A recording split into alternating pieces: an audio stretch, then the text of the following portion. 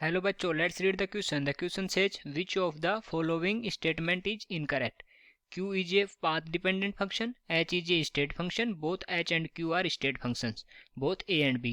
तो बोल रहा है कि Q होता है जो हीट एक्सचेंज, वो पाथ डिपेंडेंट फंक्शन है. H जो एंथैल्पी होता है वो है स्टेट फंक्शन, और both H and Q are state functions. और ये लास्ट ऑप्शन है both A and B. Okay, तो इनमें से बताना है कि कौन सा इनकरेक्ट स्टेटमेंट है.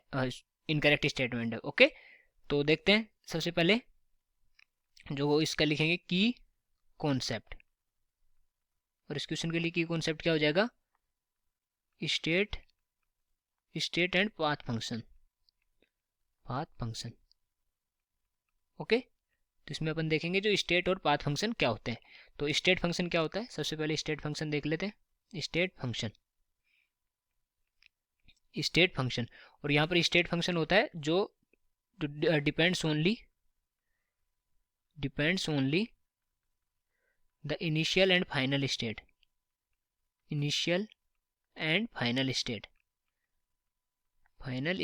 Okay, does not depend on path followed. जो पाथ फॉलो करता है उसको, जो कौन सा पाथ फॉलो किया उस पर डिपेंड नहीं करता, डिपेंड करता है only initial and final state पे. ओके, और इसी तरह अगर अपन पाथ फंक्शन देखें, फंक्शन. ओके, और पाथ फंक्शन क्या होता है, डिपेंड्स ऑन पाथ फंक्शन होता है वो जो पाथ फॉलो किया है, किस पाथ से गया है वो उस पाथ को फॉलो करता है, तो वो होता है पाथ फंक्शन. ओके, अगर यहाँ पर जो गिवन है Q और H, इसके बारे में अगर बात करें तो Q होता है, वो होता है heat exchange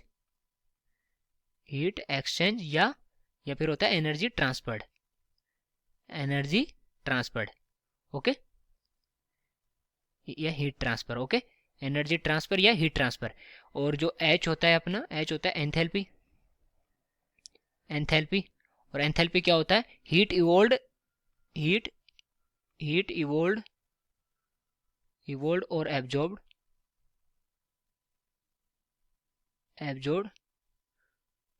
during a reaction at constant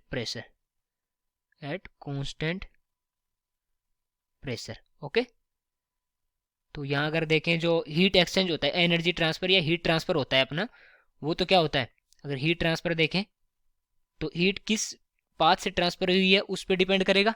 okay, कि ये जो एनर्जी ट्रांसफर हुई है वो किस पाथ से हुई है, तो उस पर डिपेंड करेगा, इसलिए ये तो पाथ को फॉलो करता है. ओके, पाथ फॉलो करता है. ठीक है, पाथ फॉलो करता है, तो इसके लिए मतलब क्या हुआ, ये पाथ फंक्शन हो गया, पाथ फंक्शन. और अगर ऐसे एंथैल्पी को देखें, जो एंथैल्पी होती है, ये जो गिवन है यहाँ पर H, तो ये केवल डिपेंड करता है कि इनिशियल एनर्जी जो हीट थी वो कितनी थी, इनिशियल हीट. ओके, और जो फाइनल हीट. ओके, उसी से अपन पता लगाएंगे कि ये हीट इवोल्व हुई है, एब्जॉर्ब हुई है, और कितनी हुई है. हीट इवोल्व और एब्जॉर्ब केवल इनिशियल हीट और फाइनल हीट को अगर पता हो तो अपन पता कर सकते हैं हीट इवोल्व और हीट एब्जॉर्ब. ओके, तो इसका मतलब क्या हुआ कि ये केवल डिपेंड कर रही है इनिशियल स्टेट और फाइनल स्टेट पे. इनिशियल स्टेट फाइनल स्टेट पे डिपेंड कर रही है, तो कौन सा फंक्शन हो जाएगी, ये स्टेट फंक्शन. ओके, और फॉर एग्जांपल देखें तो अगर ये A से ये C जा रहा है, और ये B जा रहा है, और ये B से C जा रहा है, तो ये केवल डिपेंड करती है कि ये अगर A से वापस A पे आ गया तो इसका मतलब क्या होगा कि जो इसकी जो एंथैल्पी चेंज है वो जीरो हो जाएगी. ओके, क्योंकि ये initial state final state same हो गई. ये इस बात पे डिपेंड नहीं करती कि इस पाथ से जा रहे हैं या इस पाथ से जा रहे हैं. C तक जाने में ये जो A और C तक जा रहे हैं, तो इनिशियल और फाइनल स्टेट यही है, A और C. चाहे इस पाथ से जाएं या चाहे इस पाथ से जाएं. ओके, तो ये एंथैल्पी है, ये हो गई अपनी स्टेट फंक्शन. और जो इसका फॉर्मूला होता है उसके अकॉर्डिंग भी देखें तो H is equal to U plus P V. Okay, delta H is equal to delta U plus delta P V. और यहाँ पर देखें तो जो यू भी स्टेट फंक्शन है, ओके, और जो पी है और वी है, ये सारे स्टेट फंक्शन है. तो जो H है ये भी क्या हो जाएगा, स्टेट फंक्शन. ओके, तो एंथैल्पी तो क्या हो गया, स्टेट फंक्शन.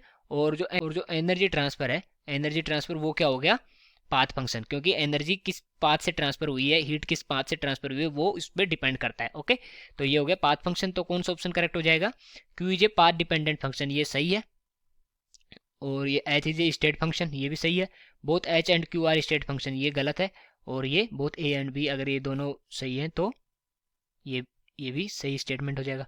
ओके, तो इनकरेक्ट, इनकरेक्ट पूछा है, इनकरेक्ट पूछा है तो कौन सा आएगा, सी, क्योंकि एक ही इनकरेक्ट स्टेटमेंट है C. Okay, so I hope you understood it well, best of luck.